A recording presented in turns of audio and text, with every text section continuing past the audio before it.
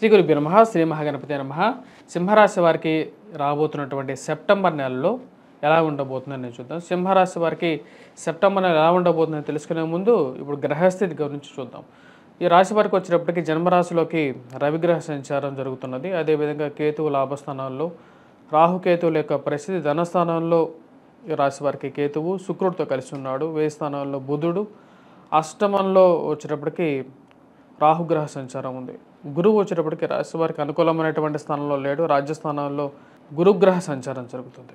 మరియు ఈ యొక్క నెలలో మనం గమనించినట్లయితే బుధగ్రహ సంచారం వ్యయ స్థానం నుండి, అంటే ఈ రాశి వారికి 12వ ఇంట్లో నుంచి జన్మరాశిలోకి, మరియు సింహరాశిలో నుంచి కూడా ధనస్థానంలోకి ఈ యొక్క మూమెంట్ అనేది ఉందన్నమాట. అంటే మార్పు అనేది ఉంది, గ్రహ సంచారం అనేది ఉంది. శుక్రగ్రహ సంచారం తులారాశిలోకి సెప్టెంబర్ 18వ తారీఖు తర్వాత జరుగుతున్నది. ఇప్పుడు ఇటువంటి గ్రహస్థితి రాబోతున్నటువంటి సెప్టెంబర్ నెలలో ఈ రాశి వారికి ఎటువంటి ఫలితాలు వస్తుంది అనేది చూద్దాం. ముందుగా ఈ రాశి వారికి నేను ఇచ్చినటువంటి ర్యాంకు 10వ ర్యాంక్ అని ఇవ్వడం అనేది జరిగింది. 10th ర్యాంక్ ఇవ్వడం జరిగింది అనమాట. ఈ రాశి వారికి ఎలా ఉండబోతుందంటే ఈ యొక్క నెలలో ఆరోగ్యపరంగా ఈ యొక్క మొదటి 15 రోజుల్లో వచ్చేటప్పటికి కుజగ్రహ మార్పు అనేది ఎటువంటి మార్పు లేదు. 16వ తారీఖున రవిగ్రహ మార్పు అనేది ధనస్థానాల్లోకి జరుగుతున్నది.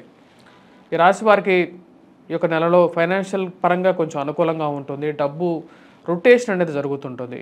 మీకు కావాల్సినటువంటి డబ్బు ఎటో వైపు నుంచి అయినా సరే, ఎక్కడి నుంచి అయినా సరే, బంధువులైనా సరే, లేకుండా ఉంటే రావాల్సినటువంటి డబ్బు సమయానికైతే వచ్చి చేరుతుంటుంది. ఆ వచ్చినటువంటి డబ్బులో కూడా వచ్చేటప్పటికి ఎక్కువ శాతం ఏదో విధంగా ఖర్చు అవుతూ ఉంటుంది. ఆరోగ్యపరంగా జాగ్రత్తలు తీసుకోవాల్సినటువంటి సమయం ఇదన్నమాట. ఎందుకంటే జన్మరాశిలోకి రవిగ్రహ సంచారం జరుగుతున్నప్పుడు ఆరోగ్యపరంగా కొన్ని చిక్కులు అనేవి ఏర్పడుతూ ఉంటాయి. రవి జన్మరాశిలో ఉన్నప్పుడు ధనక్షయాన్ని కలిగిస్తుంటాడు, అంటే ఖర్చు కారకుడుగా ఉంటాడు. అదేవిధంగా అధికమైనటువంటి వేడిని శరీరంలో క్రియేట్ చేస్తూ ఉంటాడు. ధనస్థానంలో కేతువు, అదేవిధంగా అష్టమంలో రాహుగ్రహ సంచారం జీవిత భాగస్వామి ఆరోగ్య సంబంధితమైన విషయాల్లోనూ, ఇరుగు పొరుగు సఖ్యత విషయంలోనూ కొన్ని జాగ్రత్తలు తీసుకోవాలి. మీకు ఈ యొక్క నెలలో వచ్చేటప్పటికి సెప్టెంబర్ 4వ తారీఖు వరకు వచ్చేటప్పటికి బుధుడు పంచస్థానంలో ఉన్నాడు. ఫైనాన్షియల్ రొటేషన్ అనేది ఇవ్వగలుగుతాడు. ఇరుగు పొరుగు సఖ్యత విషయంలో కూడా బుధుడు అనుకూలమైనటువంటి స్థానంలోనే సెప్టెంబర్ నెలలో మార్పు అనేది జరుగుతుంది. కాబట్టి ఆ టైంలో ఫైనాన్షియల్గాను, ఇరుగు పొరుగు సఖ్యత విషయంలోనూ, కుటుంబంలోనూ కొంచెం బాగుంటుంది. కానీ కోపాన్ని తగ్గించుకోవాలి. ఎందుకంటే జన్మరాశిలోకి రవి ఉన్నప్పుడు మీరు ఎదుటి వారితో మాట్లాడేటప్పుడు మీకు ఎంతో బాధలు ఉండొచ్చు. ఆ బాధని బయటికి వ్యక్తపరిచేటువంటి విధానం అనేది దుర్భాషలు ఆడకూడదు అనే విషయాన్ని తెలుసుకోండి. అంటే మీ కోపాన్ని బయటికి జాగ్రత్తగా వ్యక్తపరిచే విధానంలో వ్యక్తపరచండి. అంతేగాని వాటి వల్ల మీకు ఫైనాన్షియల్గాను, ఆరోగ్యపరంగాను ఇబ్బందులు క్రియేట్ చేసే విధంగా ఉండకూడదు అనే విషయాన్ని గమనించి మీరు ఆ యొక్క విషయాల్లో మార్పు చేర్పులు తీసుకుంటారని చెప్పి ఆశిస్తూ ఉన్నాను. ఈ రాశి వారికి మిగతా విషయాలు గమనించినట్లయితే ఉద్యోగపరంగా, వ్యాపారపరంగా కొంచెం అనుకూలత అనేది ఉంటుంది.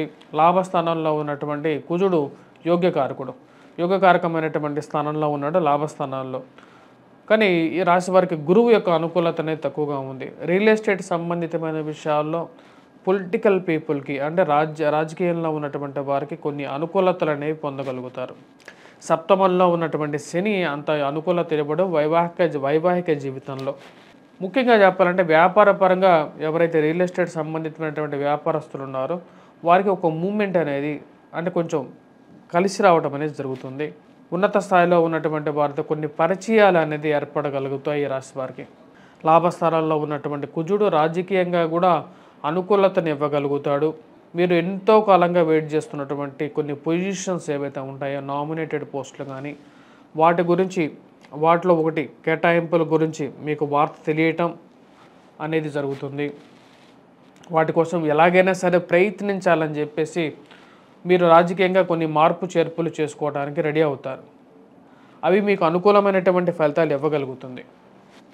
మరి పెట్రోకెమికల్, ఫార్మాస్యూటికల్స్ ఇండస్ట్రీస్లో పనిచేస్తున్నటువంటి వారు, కోర్టు సంబంధితమైన విషయాల్లో నలిగిపోతున్నటువంటి వారికి ఒక రిలీఫ్ ఇవ్వగలుగుతుంది ఈ యొక్క నెల.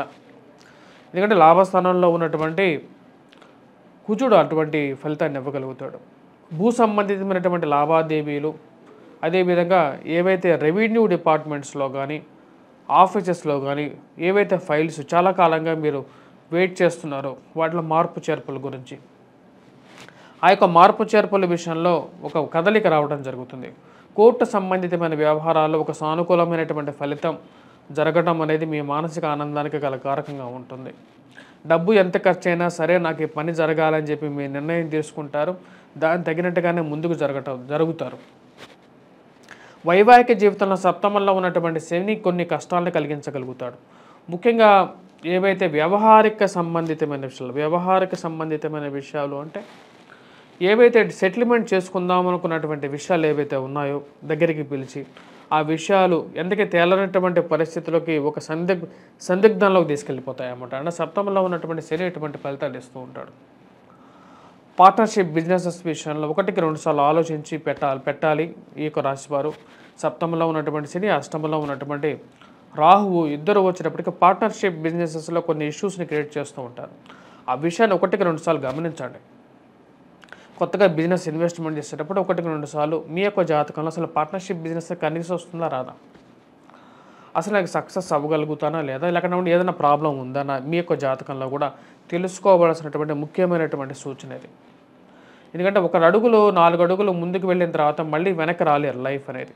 ఎందుకంటే కోట్ల ఇన్వెస్ట్మెంట్ చేసేటప్పుడు ఒక సజెషన్ తీసుకొని ఒక సంప్రదింపులు జరిపిన తర్వాత ముందుకు వెళ్ళాల్సినటువంటి ముఖ్యమైనటువంటి సూచన. వివాహ ప్రయత్న సంబంధితమైన విషయాలు ఈ రాశి వారికి వచ్చేటప్పటికి శుక్రుడు కొంచెం అనుకూలమైనటువంటి స్థానంలోకి రాబోతున్నాడు. ధనస్థానంలో ఉన్నటువంటి శుక్రుడు కూడా యోగకారకుడు.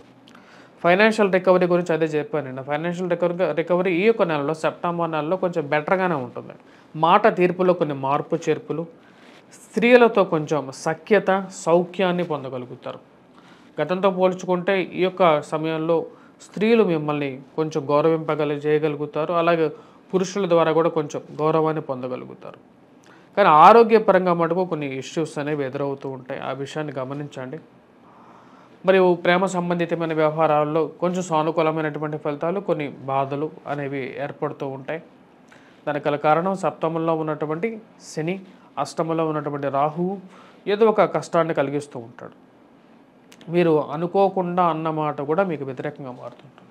రవి యొక్క మార్పు అదే అన్నమాట. అంటే ప్రతి విషయాన్ని మీకు తెలుస్తూ ఉంటుంది. జన్మరాశిలో ఉన్నటువంటి రవి ఏంటంటే మీరు యాక్టివ్గా పనిచేయగలుగుతారు. 10 మందిలో చురుగ్గా మెలగలుగుతారు. కాకపోతే మీరు ఆ యొక్క మూమెంట్లోనే లేదో మీకే తెలియకుండా చేసేటువంటి ఒక చిన్న పొరపాటు మీకు కొన్ని ఇష్యూస్ని క్రియేట్ చేస్తుంటుంది. 6 మరియు ఈ యొక్క రాశి వారు వివాహ ప్రయత్న సంబంధితమైన విషయాల్లో మొదటి 15 రోజుల తర్వాత అంటే సెప్టెంబర్ 16వ తారీఖు తర్వాత కొంచెం అనుకూలత అనేది పెరగగలుగుతుంది. మరియు ఈ రాశివారు ముఖ్యంగా గమనించాలంటే విద్యార్థులకు ఎలా ఉందని చూద్దాం. విద్యార్థులు ఎవరైతే ఉన్నారో పోటీ పరీక్షల కోసం ప్రిపేర్ అవుతున్నటువంటి విద్యార్థులు కొంచెం కష్టపడి చదవగలిగితే దానిలో విజయాన్ని సాధించగలుగుతారు. దీనికి ముఖ్యంగా కుజుడు అనుకూలమైనటువంటి స్థానాల్లో ఉన్నాడు. ఇది మీకు పూర్తిగా యోగించగలుగుతుంది.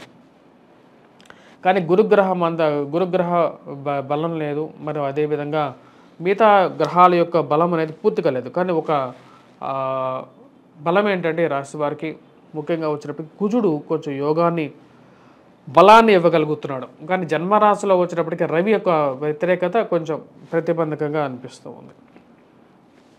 రాశివారు చేసుకోవాల్సినటువంటి పరిహారాల్లో ముఖ్యంగా వచ్చినప్పటికీ రాబోతున్నటువంటి శ్రావణ మాసం అనేది రాబోతుంది. ఈ శ్రావణ మాసంలో ఎటువంటి పరిహారాలు చేసుకోవాలి అనేది కూడా మనం చూద్దాం. ఇక సింహరాశి వారు వచ్చేటప్పటికి ముఖ్యంగా తులసి పత్రంతో అమ్మవారిని పూజించడం, అదేవిధంగా విష్ణుక్రాంతి పూలతో కూడా అమ్మవారిని పూజించడం, వాటితో పాటు శంఖ పుష్పాలతో కూడా అమ్మవారిని పూజించవచ్చు. లేకుండా మీరు వెంకటేశ్వర స్వామిని పూజించినా సరే మీకు వైవాహిక జీవితంలో ఉన్నటువంటి ఇబ్బందులు బయటకు రాగలుగుతారు. మరియు అదేవిధంగా ఆరోగ్యపరంగా కూడా రికవరీ అనేది పొందడం అనేది జరుగుతుందన్నమాట. మరియు వీటన్నిటితో పాటు ఈ రాశి వారికి గురుగ్రహ బలం అనేది కూడా చాలా ముఖ్యం. కాబట్టి వీరి చామంతి పూలతో కూడా ఈ యొక్క రాబోతున్నటువంటి వరలక్ష్మి వ్రతాన్ని జరుపుకోవాలనుకున్నప్పుడు చామంతి పూలను ఎక్కువగా ఈ రాశి వారు వాడితే అది గురుగ్రహ బలాన్ని పెంచడం, ప్రతినిత్యం కూడా వాటినే వాడి మీరు పూజలు చేసుకున్నట్లయితే, ఎందుకంటే గురువు యొక్క అనుకూలత అనేది బాగా పెరగటం అనేది జరుగుతుంది. దీపారాధన చేసేటప్పుడు కూడా మీరు ఐశ్వర్యం గురించి అయితే ప్రయత్నం చేస్తున్నట్లయితే కొబ్బరి నూనెతో దీపారాధన చేసినట్లయితే అనుకూలమైనటువంటి ఫలితాలు ఎక్కువగా పొందగలుగుతారు. స్వస్తి.